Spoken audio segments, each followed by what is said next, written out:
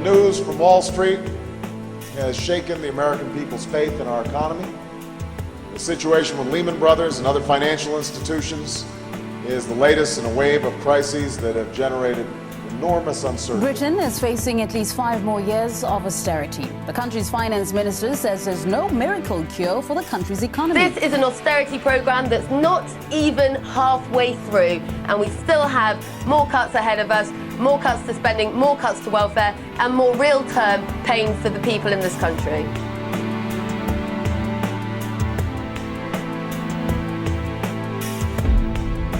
Well, there are many forces that help bring us to the crisis. There have been growing inequality. Growing inequality moves money from the bottom of the economic pyramid to the top. For roughly 30 years, wages of ordinary people have not kept pace with the cost of living. And almost all of the economy's productivity gains have gone to the top 1%. The Fed stepped in and made up for that by creating a housing bubble that allowed for a consumption boom, and did that through low interest rates and deregulation. You had that same top 1% in their role as bankers, creating all of these funny money, mortgage-backed securities, toxic assets, that made it easy for people to borrow against their homes. So someone who had spent half a lifetime building up home equity, whose income wasn't keeping pace with the cost of living, your friendly banker would say, hey, how about a home equity loan? You know, the function of the financial market is supposed to allocate capital and manage risk. What they did is they misallocated capital and they created risk. Make no mistake, the Federal Reserve is bailing out Bear Stearns. Now, when it turned out that the securities, the subprime securities, backing this whole thing were a house of cards, and the banks were basically insolvent had it not been for the bailout, the whole economy goes into free fall. And that then precipitated a very long and what has been a very deep downturn.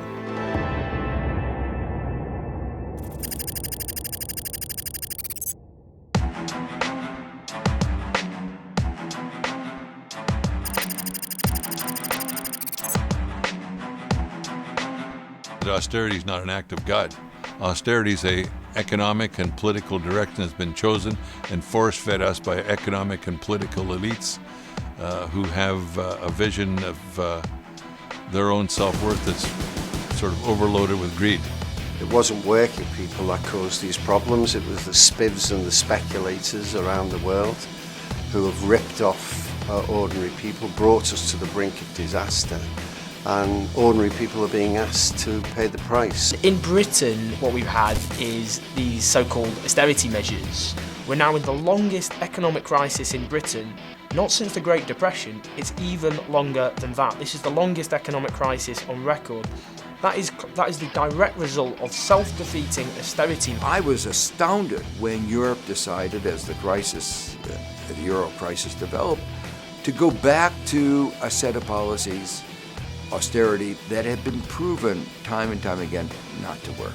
The UK basically has gone through a recession, a double dip, triple dip, and when the economy performs that weakly, revenues are going to be low, and so it's not a surprise that the improvement that was promised in the fiscal outlook hasn't materialized.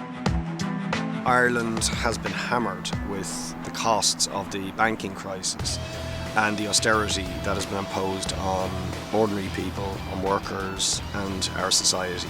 Poverty levels have risen dramatically. Unemployment is at 20%, youth unemployment is at 25%, and because of the enormous debts that have been imposed on the country to pay off the financial debts of banks and speculators, we are looking at probably another decade of severe austerity.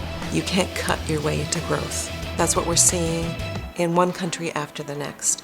If the purpose of austerity is to reduce the deficit, what it's doing by cutting the public sector when the private sector is so fragile is slowing down the entire economy, throwing way too many people out of work, reducing purchasing power, reducing revenues to public coffers, and widening the deficit instead of cutting it. It's a fiscal fantasy to say that one group of private sector capitalists is going to create the wealth that's going to trickle down to everybody else.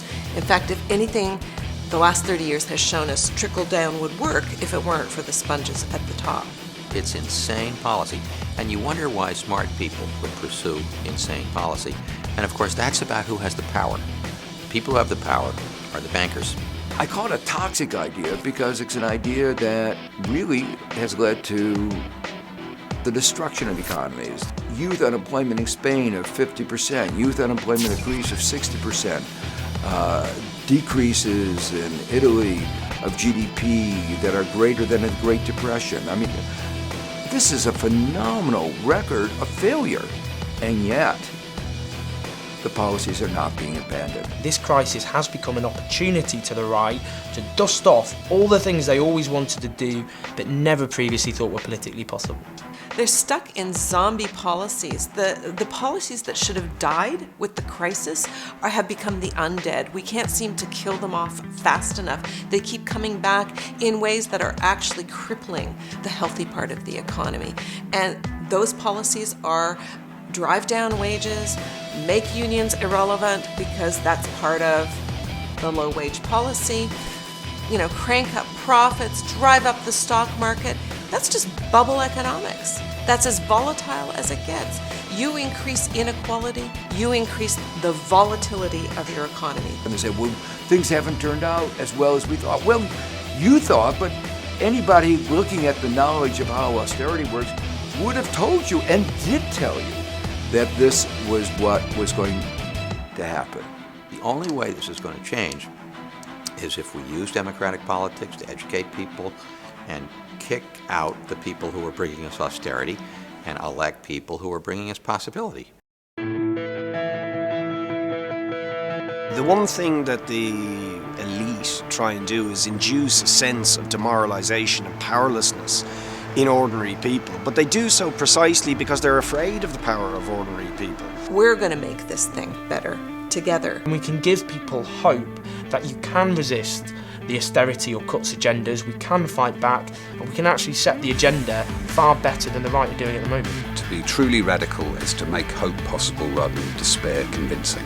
And that's the basic challenge. Can we make hope possible? And I want to have heat on me. Like we're sitting in the Palace of Westminster here. This will not be resolved within here. It will be resolved out on the streets with the people. We, as a trade union movement, are the people who are standing up and resisting it and telling our governments that we're not prepared to accept the attacks on working people. When you look back over our history, both in the States and Canada and in Britain and Ireland, everything that's good that's happened in society has been because of organised labour. So the way that I think we come together is by having not only the global labour movement, but the global progressive movement come together and demand that we need to have a shared prosperity. They'll talk about the deficit. Everywhere in the world now they're talking about the deficit. Those are deficits that were caused by economic collapse. And the reality is, the way you should fix that is get people back to work. If you borrow today for investments in our future, investments in education, technology, these are all things that will affect our standard of living going forward, but affect the strength of the economy today. And part of the way we're going to do that is by investing in the infrastructure, which we've forgotten about for about 20 years now, 25 years now. There's been systemic underinvestment in the infrastructure that supports not just business, but communities and families. We've got a deficit in basic public infrastructure of $2.4 trillion. Well, if you invested $2.4 trillion in rebuilding our infrastructure, that would create a lot of good jobs. We got to bring manufacturing back. We've seen so many of our jobs in North America just disappear, and they've been disappearing because of bad government policy. Global capital has the power just by the stroke of a key on a computer that basically they can move wherever they want.